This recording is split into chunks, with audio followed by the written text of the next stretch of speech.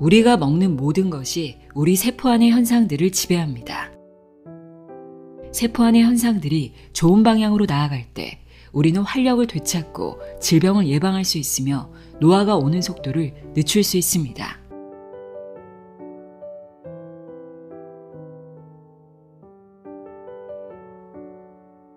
안녕하세요. 나의 소리책 갈피 소리내어 읽다입니다. 오늘은 남들보다 젊게, 남들보다 활기차게 살려면 꼭 알아야 하는 세포의 비밀을 담고 있는 책입니다. 가정의학과 전문의이자 대한만성피로학회 명예회장인 이동환의 피로세포입니다. 저자는 기능의학이 국내에 잘 알려지지 않았던 2000년대 초반부터 이를 연구하고 진료에 적용시킨 대한민국 기능의학 1세대입니다. 현재 100만 명 이상의 구독자를 보유한 건강관리 채널 교육하는 의사 이동환TV를 운영하고 있습니다. 저자는 건강검진을 받아도 특별한 이상이 없고 별다른 질병도 없는데 이유 없는 피곤함이 이어진다면 우리 몸의 기본 단위인 세포를 의심해 봐야 한다고 이야기합니다. 세포를 제대로 이해하고 피로세포를 없애야만 우리는 활기찬 일상을 되찾을 수 있다고 하는데요. 세포가 쓸 수 있는 에너지를 만드는 공장이 미토콘드리아인데 이 미토콘드리아는 활성산소에 의해 잘 공격받는다고 합니다. 우리는 이 에너지 공장을 지켜내기 위해 항산화제와 방어 시스템을 훈련해서 활성산소의 공격을 막아내야 하는데요. 이 책에는 항산화 방어 시스템이 잘 가동될 수 있도록 하려면 어떻게 해야 하는지 여러 방면으로 소개하고 있습니다. 오늘 전해드릴 내용은 활성산소의 공격을 막는 항산화 작용이 풍부한 영양소에 대한 내용입니다. 어떤 음식을 먹으면 좋은지, 비타민은 어떤 경로로 우리의 젊음을 되찾아주는지, 영양제를 먹는다면 어떤 것을 얼마나 먹어야 좋은지 등을 자세히 전해드립니다. 이동환의 피로세포, 내용의 일부를 읽어드립니다. 귀 기울여 들어보세요.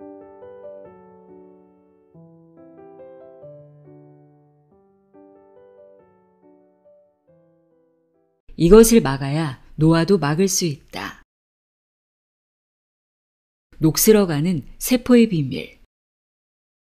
활성산소의 존재가 처음으로 밝혀진 것은 1950년대 중반이었습니다. 그러나 아무도 활성산소의 험악한 심성을 알아차리지 못했죠. 수십 년이 지난 후에야 활성산소의 심성을 알아차린 사람들은 활성산소와 전쟁을 치르기 위해 전력을 다하고 있습니다. 활성산소의 가장 큰 특징은 다른 분자를 공격한다는 것입니다. 활성산소 자체가 불안정한 상태의 분자 구조를 가지고 있기 때문에 다른 분자를 공격해서 자신이 안정되려는 성질을 가지고 있는 것이죠. 이렇게 공격을 받은 분자는 마찬가지로 불안정한 상태가 되어 다른 분자를 또 공격합니다. 이런 현상이 도미노처럼 연결되면서 세포를 녹슬게 만드는 것입니다. 이런 과정을 우리는 산화라고 하고 이런 과정을 막는 것을 항산화라고 합니다. 어릴 적 어머니가 사과를 깎아주시면 저는 그걸 받아들고 맛있게 먹곤 했습니다. 껍질을 벗긴 사과를 들고 한 입씩 베어서 오물오물 먹다가 하얗던 사과의 색깔이 점점 누렇게 변해가는 것을 의아하게 생각했죠. 이렇게 껍질을 벗겨낸 사과를 공기 중에 놓아두면 색깔이 변하는 것도 일종의 산화 과정입니다. 그리고 쇠가 녹쓰는 과정도 산화 과정의 일종이죠. 이렇게 활성산소는 우리 몸 안의 모든 부분에서 작용하여 세포를 녹슬게 하고 혈관을 공격해 말랑말랑했던 혈관을 딱딱하게 만듭니다. 그러나 활성산소의 가장 무서운 점은 그것이 DNA를 공격한다는 것입니다. 어떤 학자들은 우리 몸의 DNA가 활성산소에 하루 7만 번이나 공격을 받는다고 말합니다. 또 우리가 알고 있는 나쁜 콜레스테롤, LDL도 자체의 심성이 나쁜 것은 아닙니다. LDL은 활성산소를 만나면서 변하기 시작합니다. 이렇게 변형된 LDL이 문제를 일으키는 것이죠. LDL이 변형되면서 비극은 시작됩니다. 변형된 LDL은 동맥경화증을 발생시키는 주 원인이 되죠. 오늘날 많은 이들이 앓는 질병으로 알려진 동맥경화증, 암, 치매, 당뇨, 백내장, 파킨슨병, 아토피, 만성 피로 증후군 등 200가지 이상의 질병이 활성산소에 직접 또는 간접적인 영향을 받아서 발병합니다. 또 어떤 학자들은 우리가 알고 있는 모든 질병의 95% 이상이 활성산소와 관련이 있다고 주장합니다. 그렇다면 활성산소는 왜 생기는 것일까요? 활성산소와 인간의 관계는 필수 불가결한 악연입니다. 우리는 에너지를 만들기 위해 세포의 공장을 가동하죠. 이 에너지를 발생시키는 과정에서 나오는 부산물 중 하나가 바로 활성산소입니다. 즉, 활성산소는 인간이 살아가기 위해 에너지를 발생시키는 과정에서 반드시 나오는 물질인 것이죠. 그래서 우리 세포는 활성산소를 피할 수 없습니다. 그러나 너무 걱정할 필요는 없습니다. 우리의 몸은 활성산소와 싸울 수 있는 항산화 방어 시스템을 가지고 있기 때문이죠. 토마토와 당근이 몸에 좋을 수밖에 없는 이유. 우리가 알고 있는 활성산소가 모두 나쁜 것은 아닙니다. 활성산소는 우리 몸에 일부 이로운 점도 있습니다. 그러나 현대인들의 문제는 활성산소가 과잉으로 발생하여 인체의 정상세포까지 공격한다는 것이죠. 활성산소가 많아지는 것은 우리가 먹는 음식과 우리가 살아가는 환경에서부터 비롯됩니다. 활성산소는 우리가 음식을 먹고 숨을 쉬고 에너지를 만드는 과정뿐 아니라 정신적, 육체적 스트레스를 받았을 때도 아주 많이 발생합니다. 운동을 너무 격렬하게 해도 활성산소가 많이 발생하기 때문에 적당한 운동이 몸에 좋은 것이죠. 또 우리가 먹는 모든 음식들에는 문제가 있습니다. 특히 인스턴트 식품은 활성산소의 큰 원인 중 하나입니다.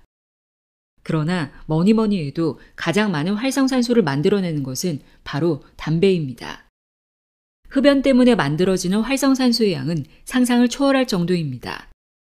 그래서 스트레스를 받고 담배를 피면 어마어마한 양의 활성산소를 몸에서 만들어내게 되는 것입니다. 그 외에 방사선, 전자파에 의해서도 활성산소는 생겨나며 일부 약물 복용에 의해서도 생겨날 수 있습니다. 우리는 이렇게 활성산소가 발생하는 원인을 잘 파악하여 가급적 이런 환경을 피해야 합니다. 앞서 잠깐 언급했듯이 활성산소가 세포를 산화시키는 것을 막아주는 우리 몸의 중요한 시스템이 바로 항산화 방어 시스템입니다. 우리는 항산화 방어 시스템을 잘 가동해야 하죠. 항산화 방어 시스템은 몸에서 스스로 만들어지는 내부 시스템과 외부의 지원을 받아서 만들어지는 외부 시스템으로 나누어집니다. 내부 시스템에는 세포에서 스스로 만들어내는 여러 가지 효소들이 포함됩니다. 이런 효소들은 해독 작용에 관여하여 활성산소의 독성을 없애주는 중요한 역할을 합니다.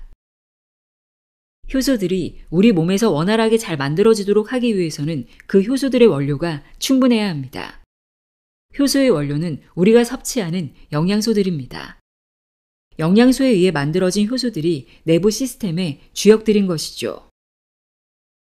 그렇다면 외부 시스템을 이루는 것들은 무엇일까요? 이것들은 몸 안에서 만들어지지 않는 항산화 물질로 반드시 섭취해야만 합니다. 이런 외부 시스템을 이루는 항산화 물질들은 종류가 여러 가지입니다. 이런 물질들은 영양소 그 자체가 항산화 작용을 해서 활성산소를 억제합니다. 그중 가장 대표적인 것이 비타민 C입니다. 그 외에 비타민 A와 E도 강력한 항산화제입니다. 그리고 비타민 B군에서도 일부 항산화 작용을 하는 비타민이 있습니다. 미네랄 중에서도 항산화 작용을 하는 미네랄들이 있고요. 가장 대표적인 것이 셀레늄이죠. 셀레늄은 글루타티온 요소가 해독작용을 할 때 필요한 미네랄입니다. 그리고 철, 구리, 아연, 망간 등도 아주 중요한 항산화제입니다. 내부 시스템의 항산화 요소 중 가장 대표적인 것이 SOD인데 이 효소가 만들어지는데 아연과 구리 또는 망간이 반드시 필요합니다. 카탈라아제라는 내부 시스템의 항산화 요소도 철분이 있어야 제대로 작용할 수 있죠.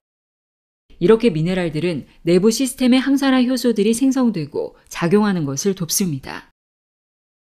그 외에 외부 시스템 중에서도 아주 중요한 것이 또 있습니다.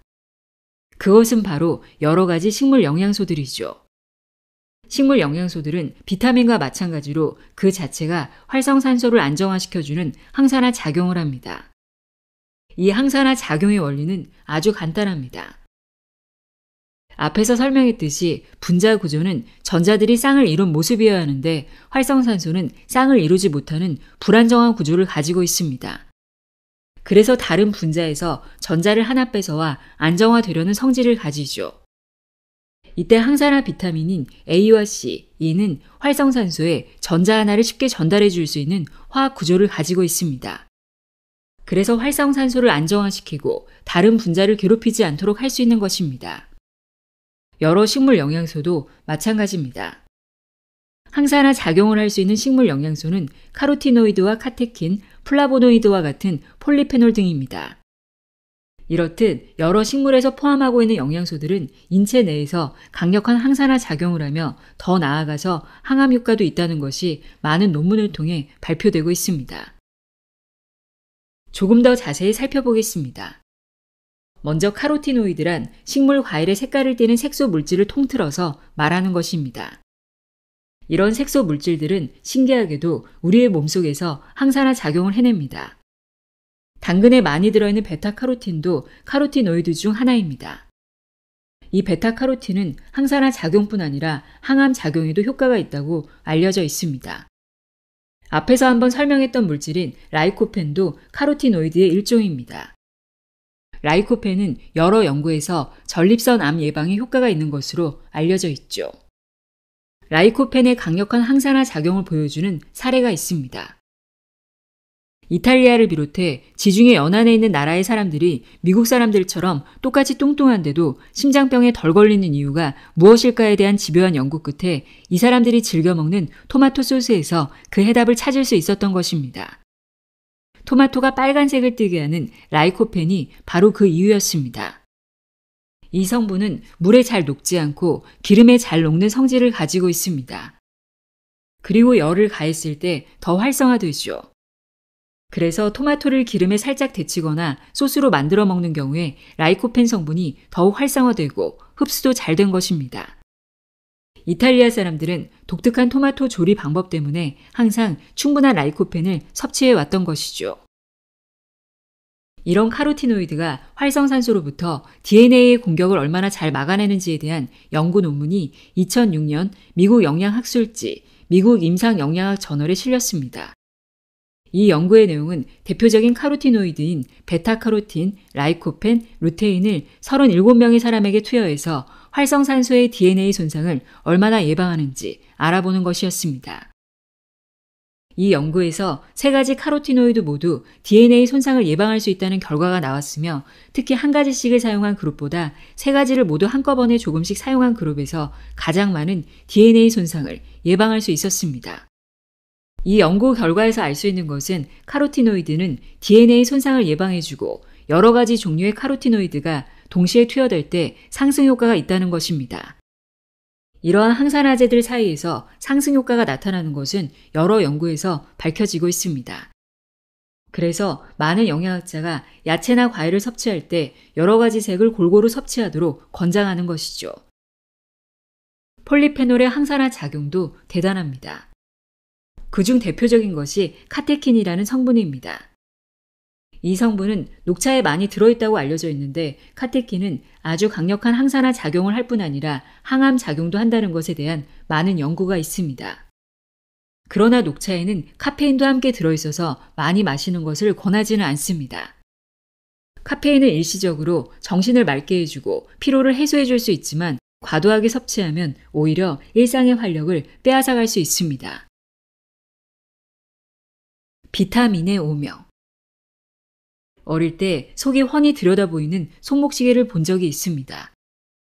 그 투명한 손목시계를 들여다보면 아주 작은 톱니바퀴들이 정교하게 잘 맞춰져 돌아가고 있는 것을 확인할 수 있었죠. 저는 그 모습을 보면서 아주 신기해하곤 했습니다. 몸 안에서 일어나고 있는 항산화 작용도 공부하면 할수록 이 시계의 톱니바퀴 같다는 생각을 했습니다. 각각의 영양소가 톱니바퀴처럼 필요한 역할을 수행하고 있기 때문이죠. 대표적인 항산화 비타민인 비타민 E와 비타민 C를 예로 들어보겠습니다. 비타민 E는 활성산소와 맞서 싸우는 가장 최초의 비타민입니다. 그리고 활성산소를 억제하기 위해 전자를 하나 내어주고 나면 자신은 다시 작용하지 못합니다. 이때 비타민C는 비타민 E가 다시 항산화 작용을 할 수 있도록 재생시켜주는 역할을 합니다. 그래서 비타민 E의 항산화 능력은 비타민C의 농도가 함께 증가될 때 더 크게 발휘됩니다. 두 비타민이 마치 한 몸처럼 작용하는 것이죠.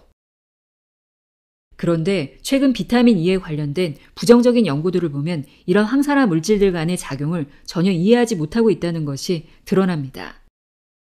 이러한 연구들에서는 비타민 E를 단독 투여한 후 항산화 능력을 측정하였을 때 큰 효과가 없다는 사실만으로 부정적인 결론을 내리고 있습니다. 그러나 비타민 E는 단독으로 투여했을 때보다는 비타민 C와 그 외의 다른 영양소들이 함께 투여되었을 때 강력한 항산화 작용을 나타낼 수 있고, 이는 분명 우리 몸에 좋은 영향을 미칩니다. 단순히 비타민 E의 단독 투여로 항산화 효과가 없다는 연구를 발표하면서 영양소의 필요성을 무시해버리는 일부 연구자들의 행태에 어이가 없을 정도입니다. 물론 비타민C는 비타민 E를 재생시켜서 다시 작용할 수 있게 도와주지만 자신도 다른 영양소의 도움을 받아야 합니다. 이때 비타민C의 재생을 도와주는 항산화 물질이 글루타티온과 알파리포산입니다. 이런 물질들은 자체적으로 항산화 작용을 하면서 또 다른 물질의 재생을 돕는 중요한 역할을 수행합니다. 그리고 이 글루타티온과 알파리포산의 재생을 도와주는 것이 바로 비타민 B2와 B3입니다. 활성산소라는 적들과의 전쟁에서 우리는 작전을 잘 짜야 합니다. 선두에서 싸워야 할 보병도 필요하고 공중전을 위한 전투기도 필요합니다. 부상병들을 빨리 치료해줄 의무시설은 기본이죠. 전쟁에 필요한 물자를 보급해줄 보급부대의 역할도 아주 중요합니다. 부대마다 자신의 역할을 잘 수행해줘야 전쟁에서 승리할 수 있을 것입니다. 마찬가지로 몸 안의 내부 시스템이 비타민들과 항산화 효소들, 그리고 수많은 식물 영양소, 또 모든 작용에 도움을 주는 미네랄들과 함께 자신의 역할을 충분히 해낼 때 활성산소와의 전쟁에서 우리는 승리할 수 있습니다. 이렇게 항산화 물질들이 함께 작용하는 것을 우리는 항산화 네트워크라고 합니다. 심장을 살리는 기적의 물질. 코엔자임 Q10이란 무엇일까요? 코엔자임 Q10은 지방에 잘 녹는 물질로 아주 강력한 항산화제입니다. 고기, 콩기름, 정어리, 고등어, 땅콩 같은 음식 속에도 조금씩 들어있죠. 코엔자임 Q10은 몸 안에서 티로신이라는 아미노산으로부터 만들어집니다. 그러나 이 과정에서는 최소한 8개의 비타민과 여러 개의 미네랄이 꼭 필요합니다. 이러한 영양소 중 한 가지만 없어도 코엔자임 Q10은 생성되지 않습니다. 코엔자임은 우리 몸속에서 일어나는 효소 반응에 반드시 필요한 조효소입니다. 코엔자임 Q10은 세포의 미토콘드리아에서 사용되는 3가지 중요한 효소에 대한 조효소입니다. 많은 영양학자가 코엔자임 Q10의 정상 혈증 레벨을 측정하기 시작했고, 코엔자임 Q10의 결핍과 신부전의 상관관계를 밝혀내기 시작했습니다. 치주질환, 암, 심장질환, 당뇨 환자들에게 코엔자임 Q10 부족이 많이 발견되었습니다. 그리고 우열 신부전증, 심장근육병증 환자에게서 코엔자임 Q10 결핍이 확실하게 밝혀졌습니다. 코엔자임 Q10 부족은 여러 상황에 의해 생깁니다. 잘 먹지 못하거나 몸 안에서 코엔자임 Q10 생성을 못하거나 코엔자임 Q10을 너무 많이 소모할 때 생기죠. 코엔자임 Q10은 1980년대 초반부터 환자들에게 투여되기 시작했고, 약 20년간 관심을 모으면서 우열 신부전증, 심장 근육병증에 대한 많은 임상 연구가 실현되었습니다. 코엔자임 Q10을 주제로 한 국제 세미나에서는 18개 국가에서 30개 이상의 논문이 발표되었습니다. 가장 큰 규모의 연구는 의사 바지오가 우열성 신부전증 환자 2,664명을 대상으로 진행한 연구입니다. 결과적으로 환자의 80%가 호전을 보였고 54%의 환자가 3가지 주 증상에 대해 기준 이상의 호전을 보였습니다. 결론적으로 코엔자임 Q10은 생명을 위협하는 심장 질환을 가진 환자에게 큰 도움이 되는 보조제입니다. 심장 질환을 완치시킬 수는 없지만 병이 진행되는 것을 막아주는 것은 확실한 것이죠. 비타민이 정말 젊음을 되찾아줄까? 몸에서 비타민C를 만들지 못하는 몇 안 되는 동물. 우리는 비타민C를 생각하면 먼저 노란색을 떠올립니다. 시중에 나오는 비타민C 함유 제품은 대부분 노란색을 띠죠. 아마도 레몬이나 오렌지가 비타민C의 대명사라는 생각 때문일 것입니다. 그러나 실제로 순수한 비타민C는 노랗지 않습니다. 순수 비타민C 분말은 흰색 가루입니다. 그것을 물에 타서 녹이면 무색의 비타민C 액체가 됩니다. 비타민C는 우리 몸에 아주 필수적인 영양소입니다. 다른 동물들은 비타민C를 몸에서 만들어내지만 인간과 원숭이를 비롯한 몇 종의 동물만 만들어내지 못합니다. 기록에 의하면 아주 오래전에는 인간도 몸에서 비타민C를 만들어낼 수 있었다고 합니다. 몸 안에서 포도당이 여러 가지 복잡한 화학 반응을 거쳐서 비타민C를 만들어낸 것이죠. 그러나 5천만 년 전 바이러스의 공격으로 유전자 변이가 생기면서 비타민C를 만드는 데 필요한 효소의 기능이 떨어지기 시작했다고 전해집니다. 그리고 그 시절은 비타민C를 외부에서 보충하기에 좋은 환경이었으므로 인간은 그대로 적응하면서 비타민C를 만들지 않아도 살아갈 수 있었던 것입니다. 그리고 비타민C를 만드는 데 필요했던 에너지는 인간의 진화에 필요한 부분에 사용되어졌다고 합니다. 인간이 살아가는데 비타민C가 필수적이라는 것을 증명하는 이야기가 있습니다. 1497년에 인도 항로를 처음 발견한 포르투갈의 탐험가 바스코 다가마의 이야기입니다. 그가 항해하는 수개월 동안 선원 중 절반은 원인 모를 병에 걸려서 죽어갔다고 합니다. 그 병의 대표적인 증상은 잇몸에서 피가 나는 것이었습니다. 그래서 이 병의 이름을 괴혈병이라고 붙이게 되었죠. 프랑스의 탐험가 자크 카르티에도 항해 도중에 선원들이 괴혈병을 앓게 되었는데 그때 만난 원주민들이 준 나뭇잎으로 만든 주스를 마시고 죽어가던 선원들이 하룻밤 만에 살아났다고 합니다. 그 후 1747년 영국 해군 군의관이었던 제임스 린드가 괴혈병에 걸린 선원들을 라임 과즙으로 치료했다는 사실이 보고되기도 했습니다. 그 라임 과즙에 들어있던 괴혈병을 치료한 물질이 비타민C로 밝혀지면서 비타민C는 인간이 살아가는 데 반드시 필요한 필수 영양소로 인정되기 시작했습니다. 고용량의 비타민C를 치료에 도입하기 시작한 사람 중 가장 대표적인 사람이 바로 라이너스 폴링 박사입니다. 폴링 박사는 1954년과 1963년에 두 차례나 노벨상을 수상한 아주 위대한 인물입니다. 처음에는 노벨 화학상을 수상하였고 이어서 노벨 평화상을 수상했죠. 그는 죽는 순간까지 지인들과 전화통화를 하면서 비타민C를 전파하기 위해 노력했다고 합니다. 그는 분자교정의학이라는 학문을 만들고 고용량의 비타민C를 이용해서 여러 가지 질병을 치료했습니다. 감기부터 알레르기, 면역질환, 암에 이르기까지 여러 가지 질병에 비타민C를 적용하여 좋은 결과를 냈죠. 그리고 그 역시도 비타민C를 하루에 18g씩 복용했다고 합니다. 내 피부를 되돌리는 마법. 40대 중반의 한 환자는 피부 트러블 때문에 진료실을 자주 들렀습니다. 수염이 자란 자리에 수십 개의 모낭염이 생겨서 좁쌀 같은 여드름이 생기곤 했죠. 항생제를 먹으면 사라지고 시간이 지나면 또 생기는 일이 반복되었습니다. 주기적으로 진료실을 방문해 항생제를 먹어야 하는 그에게 제가 해줄 것은 아무것도 없었습니다. 그러나 비타민C 고용량 요법을 알고 난 후 저는 그에게 하루에 비타민C 9g을 복용할 것을 권했습니다. 그리고 한 달이 지났습니다. 항생제를 처방받으러 올 시기가 훨씬 지나서 나타난 그의 얼굴은 많이 좋아져 있었습니다. 그는 항생제를 먹지 않아도 조금씩 피부 염증이 좋아지는 것 같다고 말했습니다. 그러면서 비타민C를 계속 먹겠다고 다짐했죠. 이 일이 있은 후 저는 비타민C의 효과에 대해서 조금씩 이해할 수 있게 되었습니다. 비타민C는 면역력을 강화해주고 있었던 것입니다. 비슷한 시기 진료실을 찾은 50대 여성 환자는 늘 감기를 달고 살았습니다. 항상 기력이 없고 피곤했으며 감기에 잘 걸려서 감기약도 자주 복용했습니다. 최근에는 폐경기에 접어들면서 더 피곤한 것 같다고 했습니다.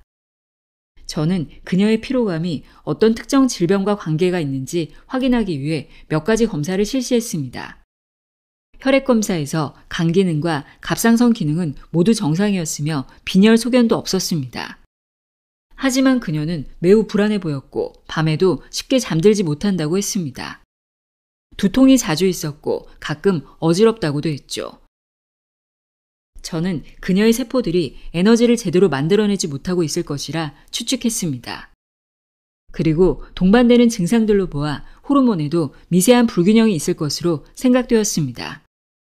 앞에서 살펴봤던 것처럼 호르몬의 불균형은 만성 피로의 중요한 원인이기도 합니다. 저는 먼저 에너지 발생과 관계 있는 모든 영양소를 충분히 투여하기로 결정했습니다.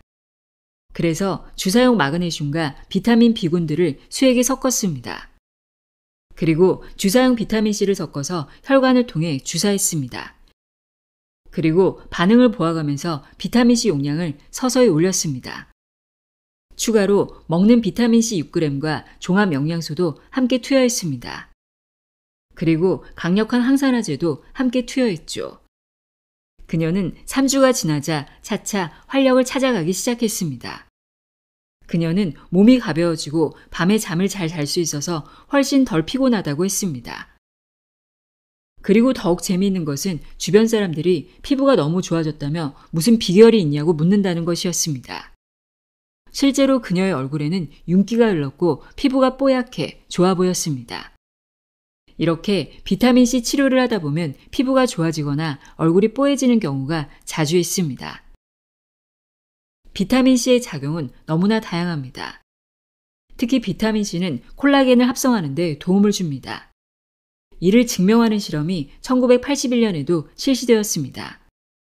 과학자들은 인간의 결합 조직을 실험실에서 배양시켰습니다. 배양시키는 과정에서 비타민C를 접촉해 배양된 조직은 비타민C 없이 배양된 조직보다 콜라겐 성분이 8배나 증가한 것을 확인했죠. 그 후 2000년에 콜라겐의 원료가 되는 프롤린과 라이신을 연결해주는 효소작용에 비타민C가 반드시 필요하다는 논문이 발표되었습니다. 콜라겐은 피부의 결합 조직 중 대표적인 조직이며 상처를 치유하는 데 반드시 필요합니다. 비타민C는 콜라겐을 많이 만들게 도와주어서 피부에 탄력이 생기게 하고 상처가 빨리 아물게 하는 효과가 있습니다. 비타민C는 피부 미백에도 도움을 줍니다. 피부에는 멜라닌이라는 색소 성분이 있죠. 이 멜라닌은 피부의 색을 결정하는 데 중요한 역할을 합니다. 피부는 멜라닌이 많으면 검은색을, 멜라닌이 적으면 흰색을 띠게 됩니다. 이 멜라닌은 티로신이라는 아미노산이 여러 가지 화학 반응을 거쳐서 만들어지는 것입니다. 그런데 비타민C는 이 티로신의 화학 반응을 방해해 멜라닌 생성을 억제합니다. 그래서 비타민C를 오래 먹다 보면 피부가 뽀얘지는 것이죠. 이런 이유로 미백을 위한 화장품에는 비타민C를 함유한 제품들이 많은 것입니다. 백색, 신맛, 메가용법. 비타민C 보조제를 한 번도 먹어보지 않은 사람은 거의 없을 것입니다. 그만큼 비타민C를 이용한 영양 보조제는 많죠. 최근에는 음료도 비타민C를 다량 포함한 제품들이 나오면서 시장을 넓혀가고 있습니다. 그러나 진료실에서 만나는 대부분의 사람은 비타민C 고용량 요법에 대한 정확한 복용법을 알고 있지 않습니다. 그만큼 비타민C 고용량 요법은 잘 알려지지 않았고 그 효능에 대해 아는 사람도 많지 않습니다. 비타민C는 평소에 많이 먹는데요. 제가 말씀드리는 비타민C 메가 요법은 용량이 다릅니다. 용량이요? 지금 제가 먹는 비타민C와는 어떻게 다른가요? 시중에 나오는 비타민C 알약의 용량은 보통 0.5g이나 1g 정도입니다. 그러나 메가 요법에서는 적게는 3g에서 많게는 10g 이상까지 분말로 된 것을 사용합니다. 저도 분말로 된 비타민C를 먹어봤는데요. 새콤달콤하고 맛있는 거요. 지금 시중에서 비타민C라고 팔리는 분말들은 거의 다 순수 비타민C가 아닙니다. 맛을 내기 위한 감미료와 노란색을 내기 위한 식용색소가 다량 포함되어 있죠. 그리고 비타민C 용량도 0.5g이 안 됩니다.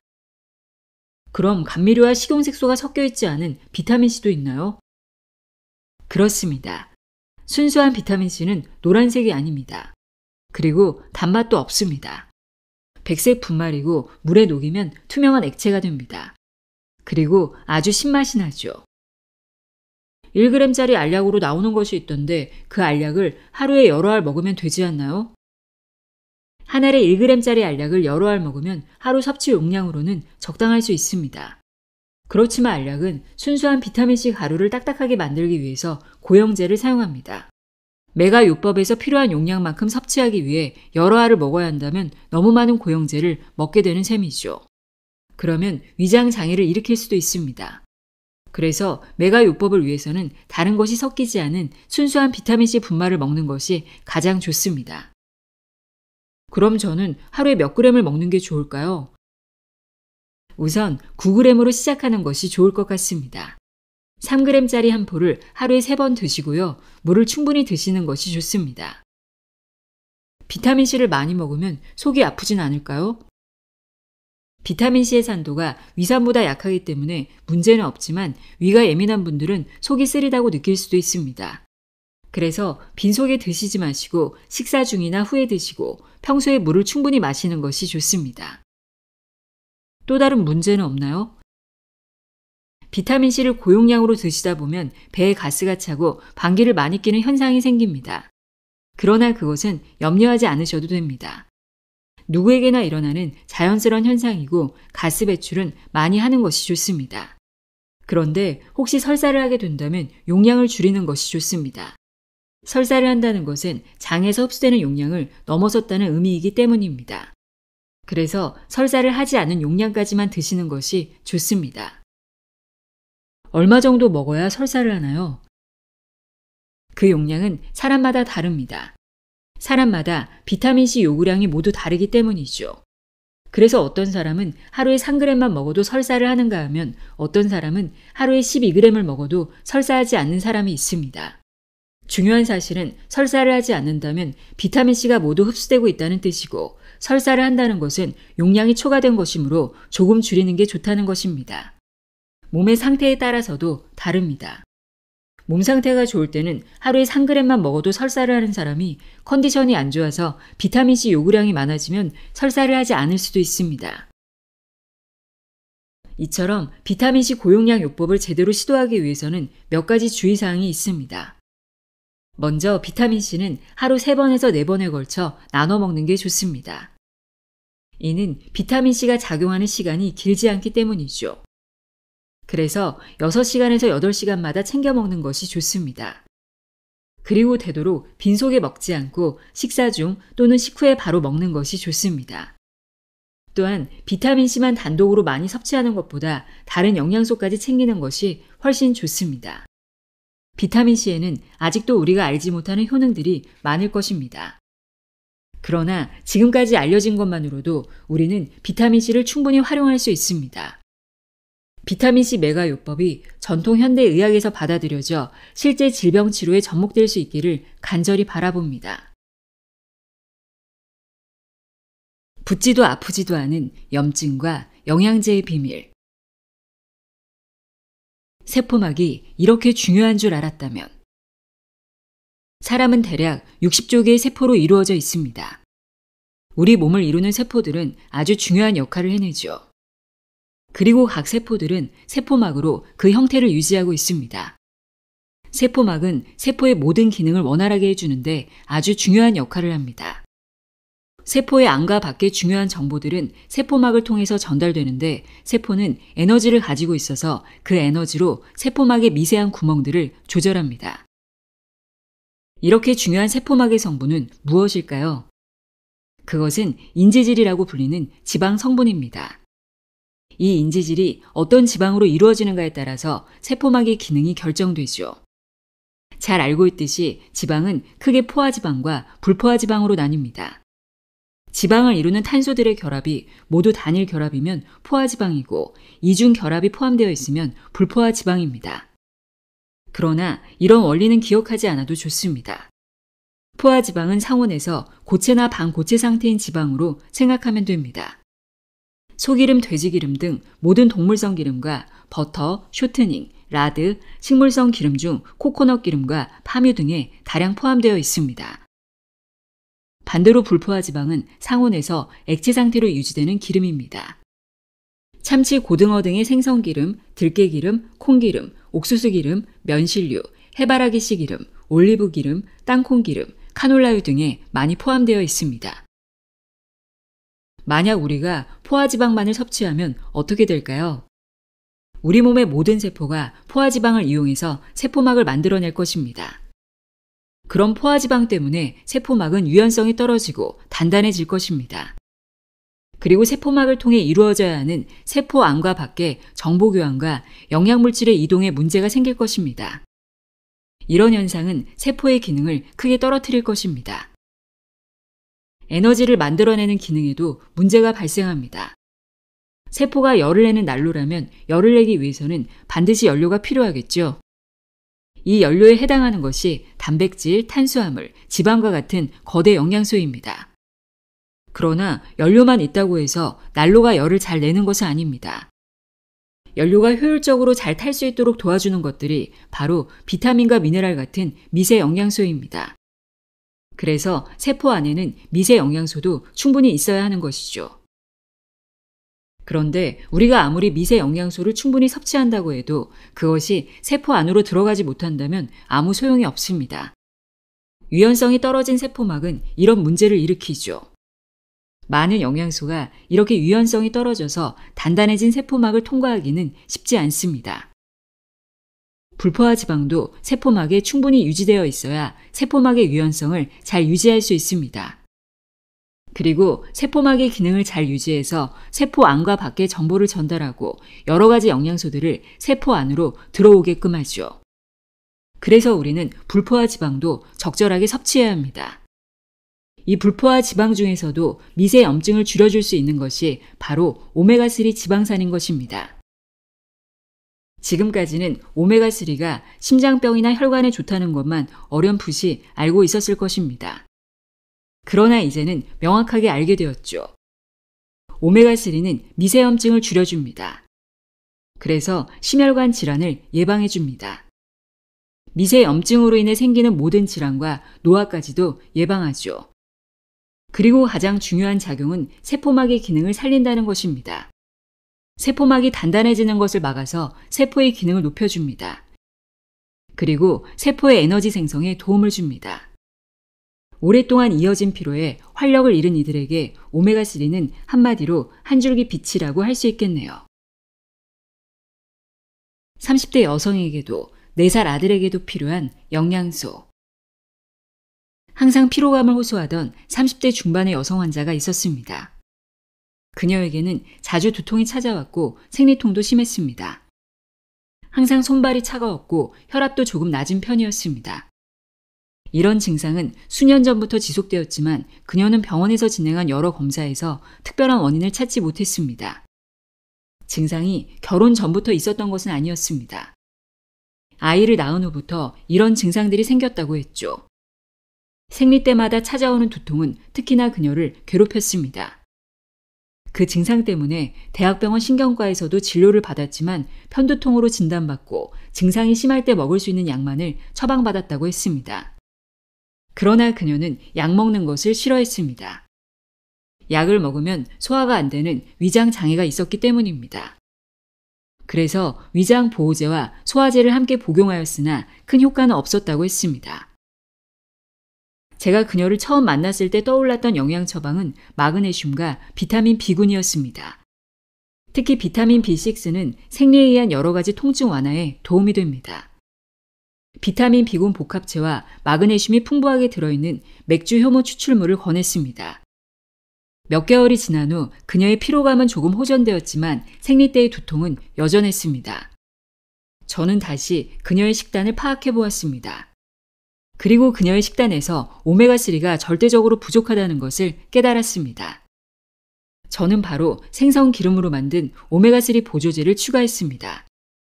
그리고 2개월 후 그녀의 생리통과 두통은 점차 줄어들기 시작했습니다. 오메가3와 주의력 결핍증의 관계에 대한 연구들도 있습니다.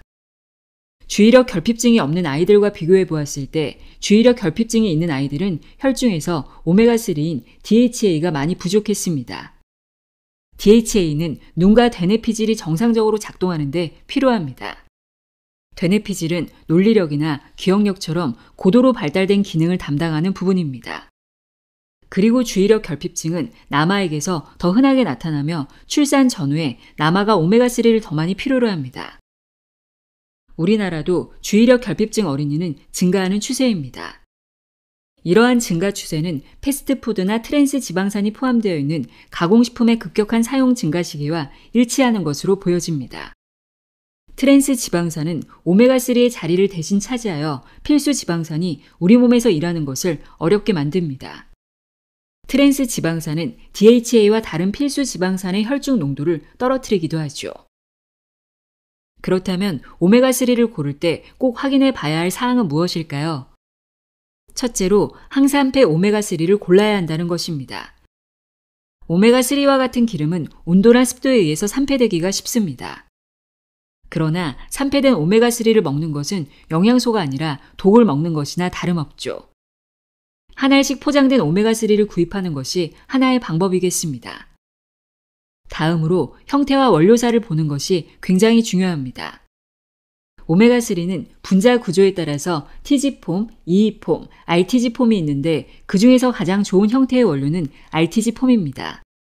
체내 흡수율이 더 좋은 분자 형태인 것이죠. 원료사를 확인하는 것도 중요합니다. 오메가3가 국산 제품이라 하더라도 원료는 수입해서 쓰는 경우가 많기 때문에 어떤 원료사 제품을 수입해서 사용하는지를 확인해 보는 것이 좋습니다. 마지막으로 오메가3의 함량을 확인해 봐야 합니다. 한국식약처 기준으로 EPA와 DHA의 합이 몇 g인지 확인해 보면 되는데 하루 기준으로 살펴봐야 합니다.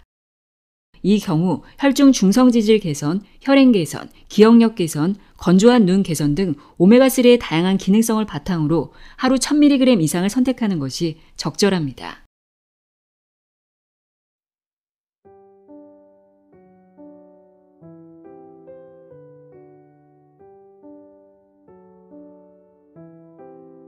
이동안의 피로세포 읽어드렸습니다. 세포를 제대로 이해하고 피로세포를 없애야만 비로소 활기찬 일상을 되찾을 수 있다는 것을 알 수 있었습니다. 항산화 방어 시스템이 잘 가동되도록 돕는 음식과 비타민 잘 챙겨 드시길 바랍니다. 오늘도 함께 해주셔서 고맙습니다.